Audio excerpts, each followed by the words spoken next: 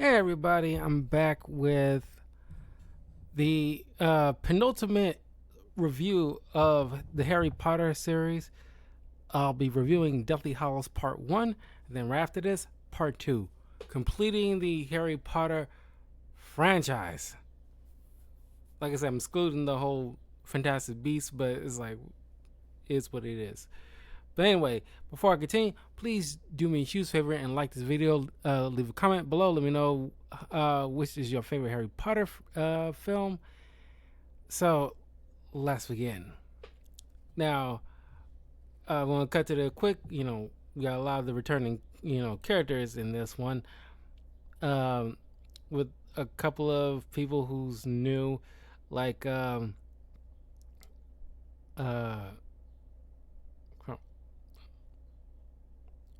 John Hurt, who is now portraying Garrick Ollivander. We got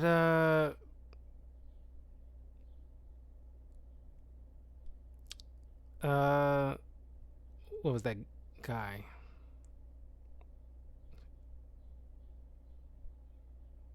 Bill Nighy as the Minister of Magic, Rufus Scrimgeour.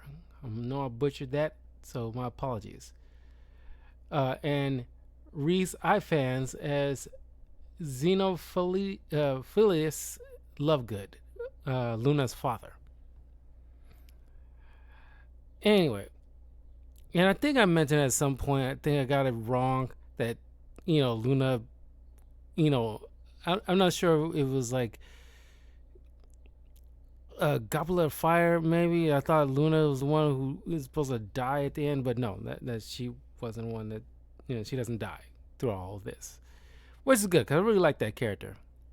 And by the way, I'm pretty sure a lot of people know this. She ends up getting married to the grandson of Newt Scamander, from the character from Fantastic Beasts.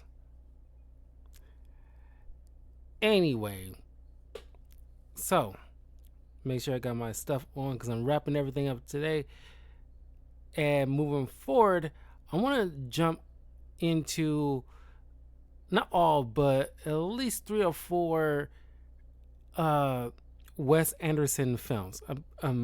After the most recent Wes Anderson film that just came out, it's been circling the news cycle right now. So I'm been on. I love Wes Anderson. I like a lot of his films. It's got a whole storybook vibe to it that I can't help but enjoy. So I want to start like deep diving into some Wes Anderson films moving forward. And also, it did dawn on me, I did kind of had to put, because Mother's Day and Father's Day month, I usually take the time to make do movie reviews of, centered around like mothers and fathers for those respective months. But I have to put that to the side for next year because I really want to spend the time to get through all of like Harry Potter films. So I had to put that out there. But all that stuff will continue on the following year. Anyway, so everything begins with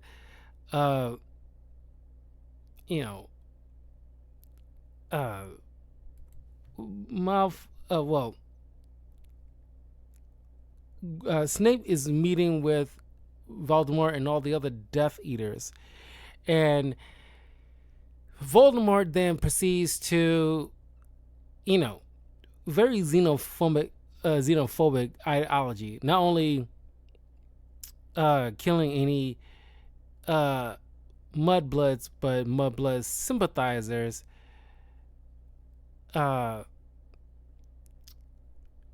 He also takes Lucius Malfoy's wand because since Harry's the core of Harry's wand is similar to the core of Voldemort's wand, they pretty much like cancel each other out.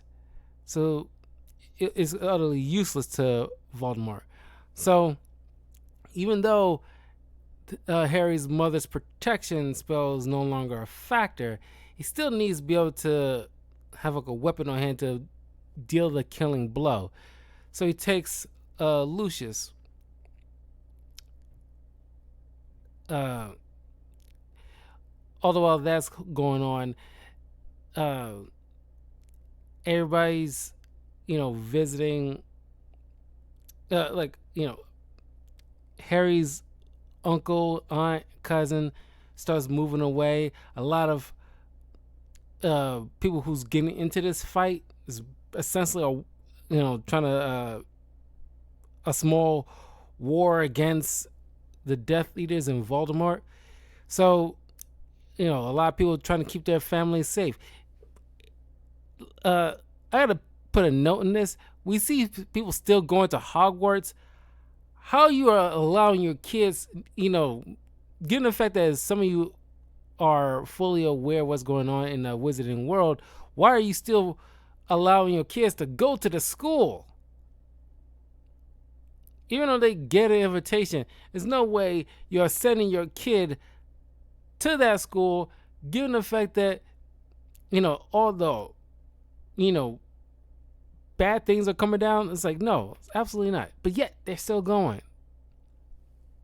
But anyway, Hermione ends up wiping the memory of her from her parents' minds just to keep her family safe while she's dealing with, everything with like the Horcruxes and Harry. Because the trio is making their mission to find all the Horcruxes that contain a piece of Voldemort's soul and destroy them, so that way, essentially making Voldemort mortal. So he's able to be killed finally. So Mad Eye Moody,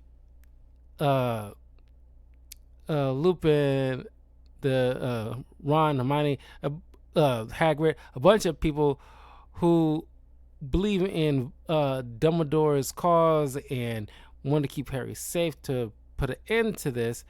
They all, for the most part, all of them take the Polyjuice potion to disguise themselves to look like Harry to distract a lot of the Death Eaters who's trying to attack him. And as a result, one of Ron's twin brothers gets wounded, and Mad Eye Moody and Harry's owl. Crap, I'm blanking on the name. It starts from the N. No, it's not N. What I'm talking about. I was supposed to say Nedwig. It's Hedwig. Hedwig, dies, and this is sad. I can't imagine.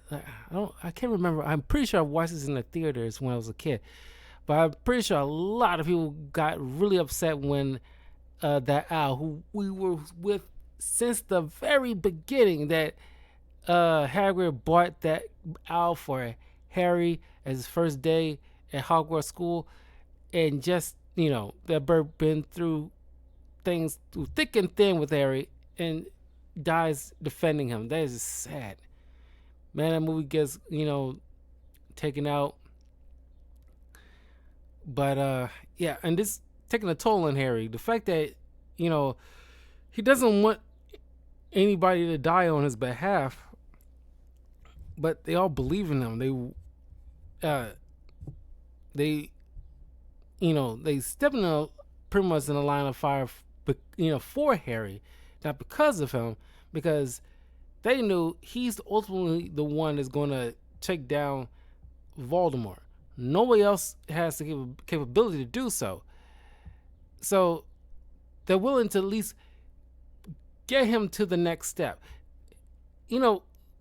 Harry Potter is not that dissimilar to Luke Skywalker. They're like the prime examples of what of the chosen one archetype are. With Luke Skywalker, all those people like the rebels and people that like from like Andor series and prior, uh, Obi-Wan and you know uh, you know uh, you know, Chewie, Han, Leia. Yeah, a lot of people carrying that baton just to get it to Luke, who ultimately put an end to all this madness. That is like you know, uh, getting his tendrils all over the galaxy. This is similar with what's going on with Harry Potter. Is like he's got to be the one to you know to put a stop to this, but the the emotional toll is weighing on him. He's still, even though he's reaching to that young adult now, he's still technically a kid, and he's thrust into a war that he never like the fate has pushed him onto him.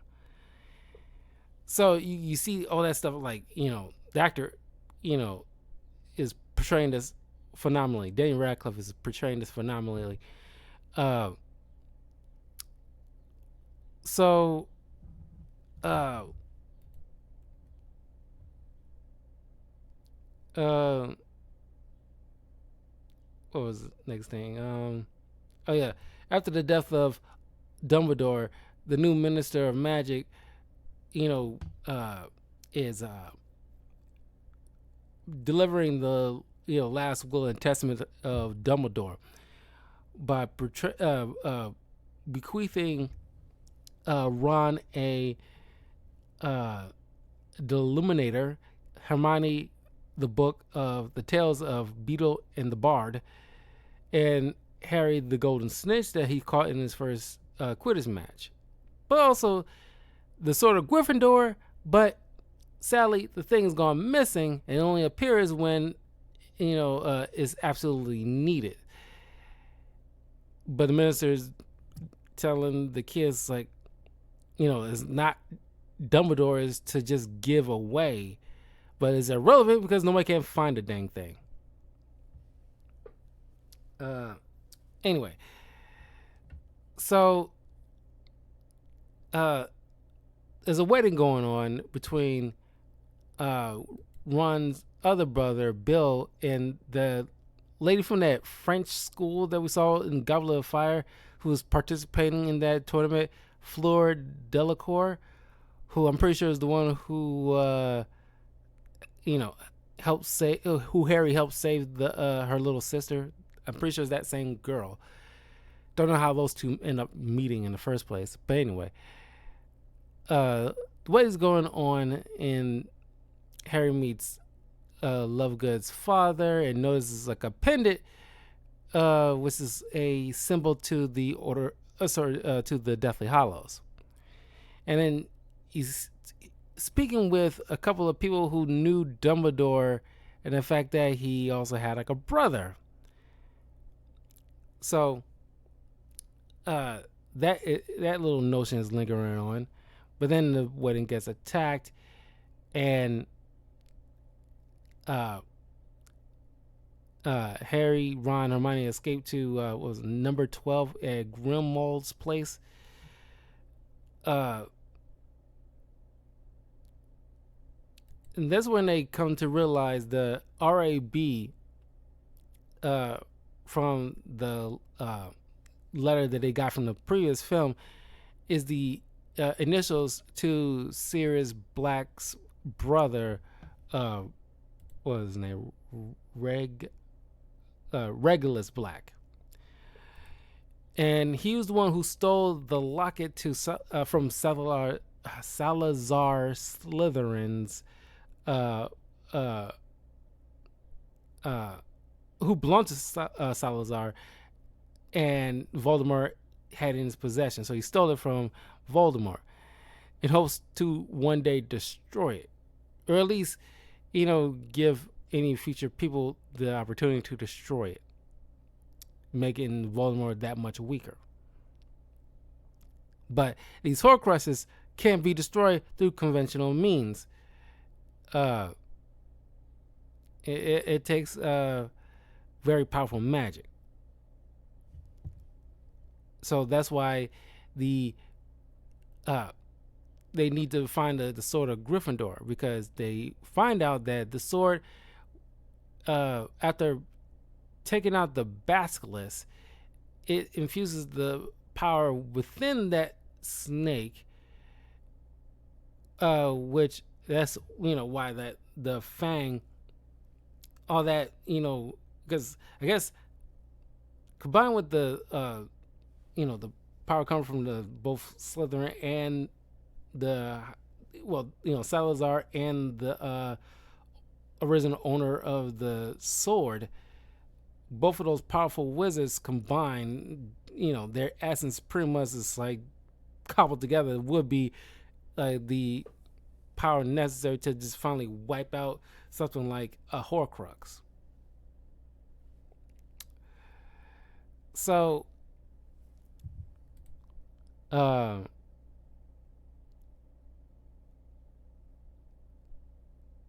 to find that locket and where it's located, they end up going to Black's old house and find the house elf that was rude to Harry in the previous film, and he explains that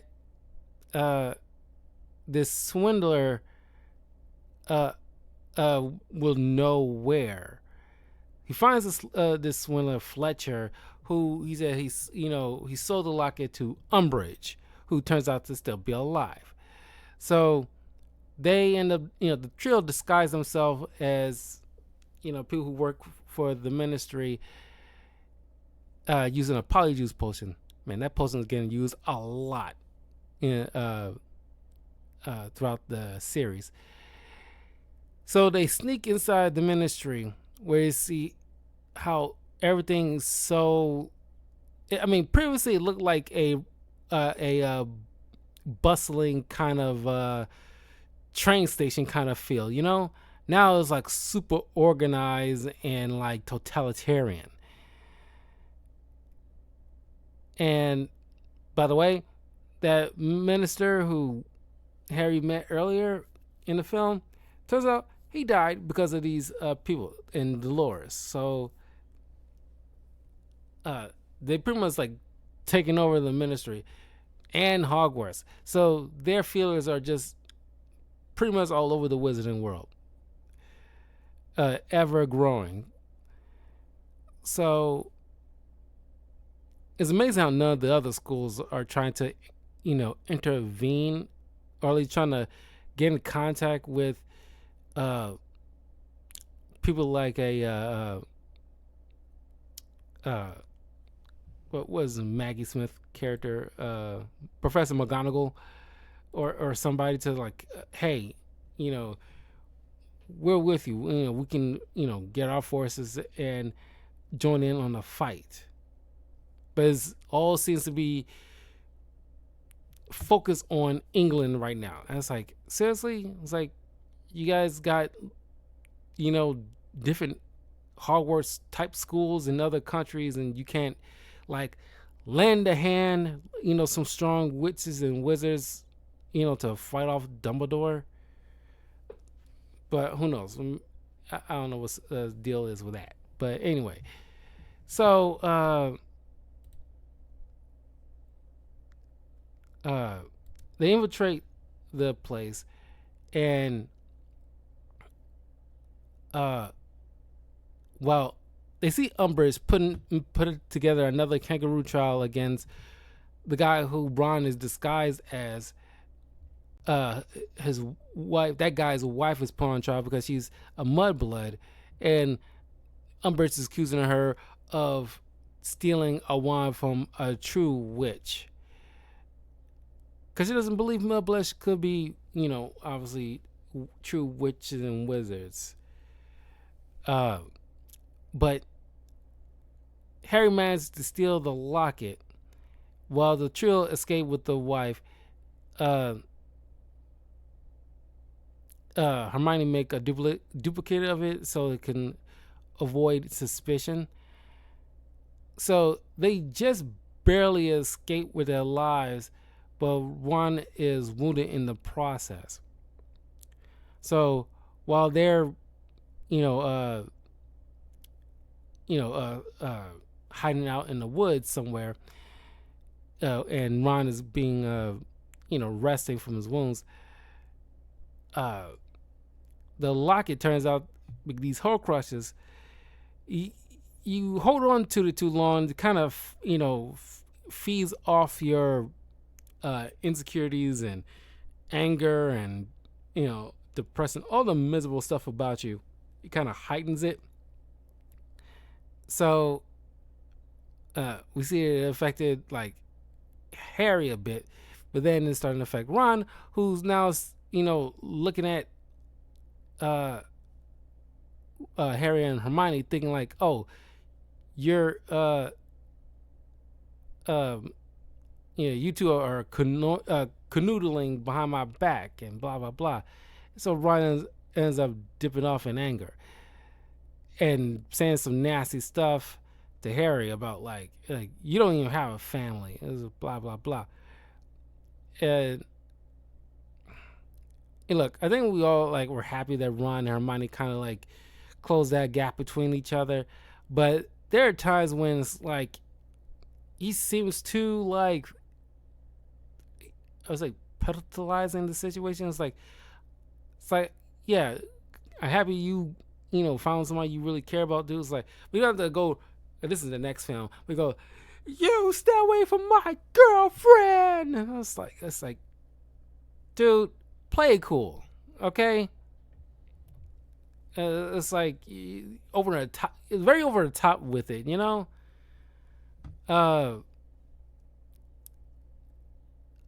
Anyway, Harry ends up eventually finding the sword of Gryffindor in a lake nearby. Tries to, swim inside, but the locket that he's holding, or at least around his neck, is starting to choke him a bit because he seems pretty much have a freaking mind of their own sometimes. But just in time, Ron shows up, helps Harry and get the sword. So he ended up destroying the locket once for all.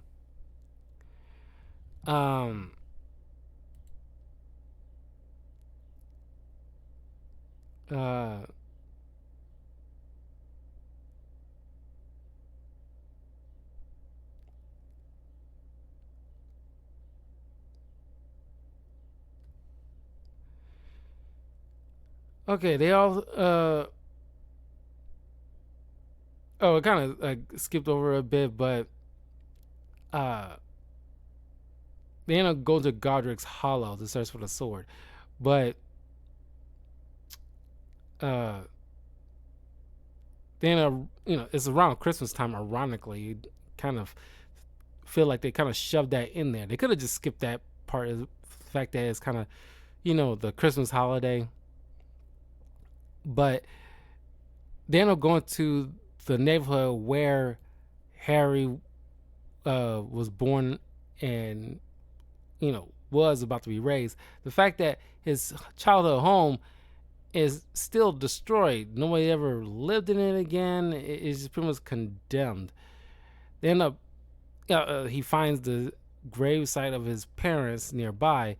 They end up bumping into this weird old lady who leads them into narcotics, where they find a picture who they later find out is the old villain Grindelwald. And the old lady turns out to be Nagini in disguise, who's trying to attack and kill Harry and Hermione. But they end up, escaping thanks to Hermione using this spell. But the feedback causes Harry's wand to crack in half. So it's like I said, this is kind of like, Harry at this in this juncture of the movie is losing a lot, and he doesn't feel like any hope in sight, but he keeps trying to charge forward because single-mindedly he's trying to find these Horcruxes and uh, not taking any kind of rest or stock to kind of re-energize, refocus, or anything like that.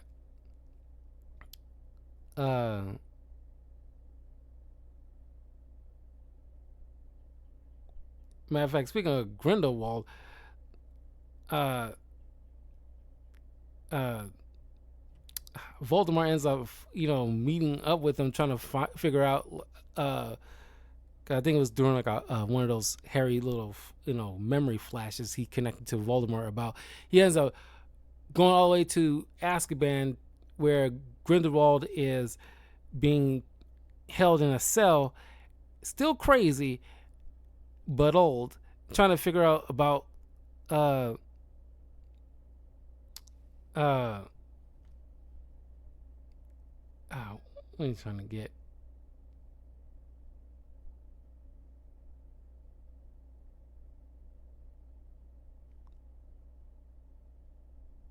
Uh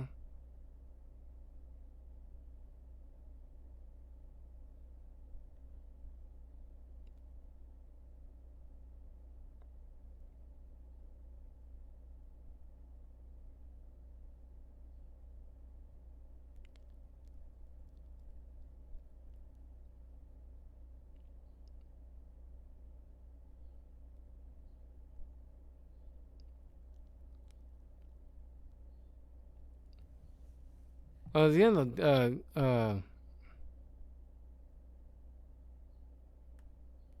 trying to find like the other one, which I don't know why he needed to go all the way to this old villain, which is weird because you think these two, well, obviously these two wouldn't work well together because they're two big ego-driven villains that neither one will be pleased to taking orders from the other because, uh, like I said, they got too big of egos. There's only one head honcho for right now. So that's why Voldemort, I don't see him ever breaking out Grindelwald. Because Grindelwald will probably at some point stab Voldemort in the back somehow. But he asks Grindelwald about the location of the Elder One, and didn't he already know that the Elder One probably would be Albus Dumbledore's particular wand, and B, you don't think that it would already be buried with him? That'd probably be the first place you look. So it's kind of weird. It's like you go over there to ask about like the wand. Why would Grindelwald would know?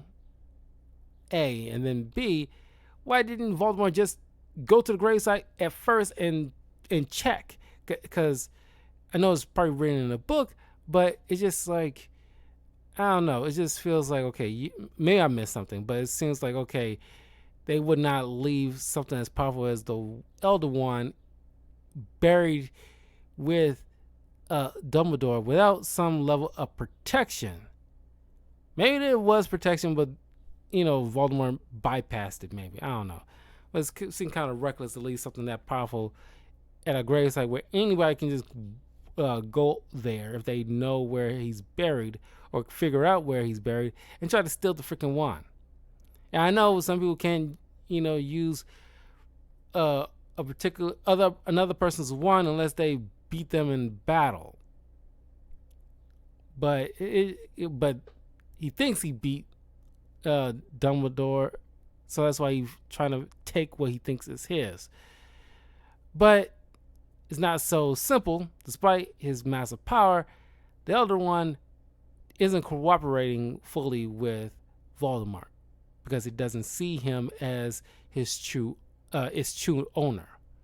Anyway, they end up going to Loga's place, but it gets attacked by Death Eaters because the father summoned it because they end up kidnapping his daughter and trying to, he it's like, okay, I was gonna exchange my daughter for Harry because like as much as I believe in him and all that stuff, but my daughter's everything to me, so I understand.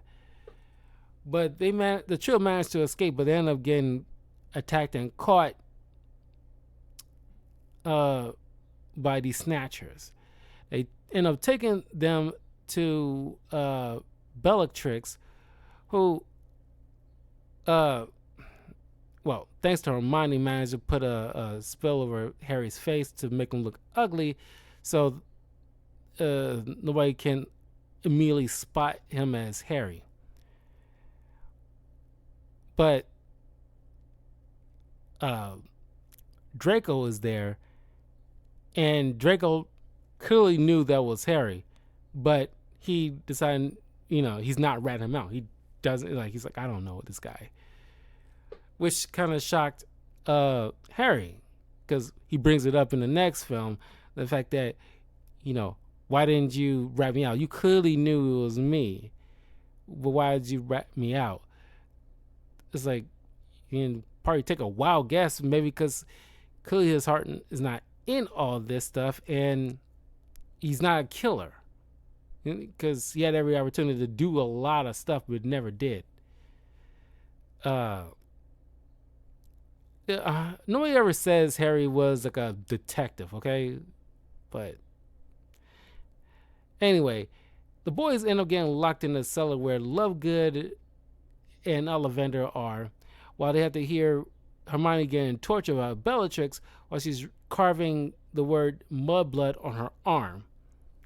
It's kind of horrific. And Emma, which Emma is this again? Oh God, I keep, there's so many Emmas in Hollywood. I keep getting confused. Emma Watson.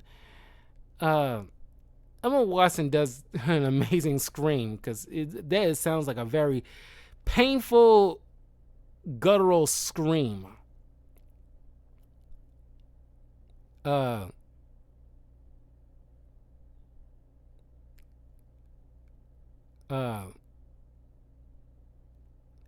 But thanks to Dobby showing up, because Harry had this little kind of magic mirror that he thought he saw Dumbledore inside and asked him for help. Dobby shows up, gets everybody out, and they attack Bellatrix, rescue Hermione. While Dobby is helping them make their escape, Bellatrix throws a knife just in time to mortally wound Dobby, and Dobby ends up dying in Harry's arms. And probably the most iconic death scene in movie history. And it's right up there to a lot of people, the Dobby death scene.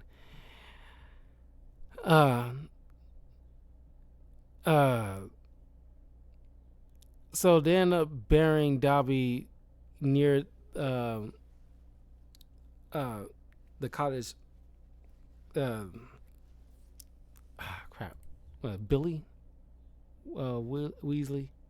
Yeah, Bill Weasley and Flora's house.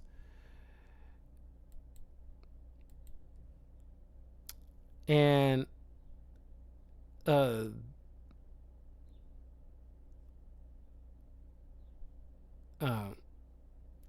the movie ends with Voldemort retrieving the Elder Wand from pretty much grave robbing, taking the wand from Voldemort's tomb. No, Voldemort. Dumbledore's tomb.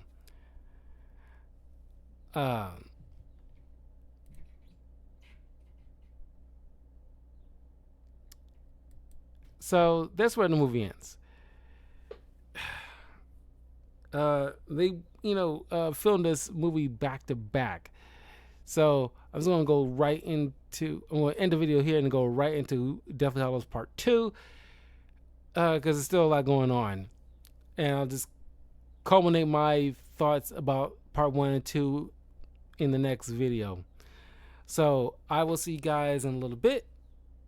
Take care, and I'll probably be streaming some games later on this afternoon. But yeah, This is a solid film, but they spend most of the movie just trying to destroy as much Horcruxes as possible, and uh, uh, you know, going to this whole third act breakup uh, argument. Emotions are heightened and things are getting hectic. So they're just these three together trying to stick it out, trying to take care of a task given to them by Dumbledore. But anyway, I will see you guys in a little bit for the finale of Harry Potter with Deathly Hallows Part 2. So I will see you all soon. Peace.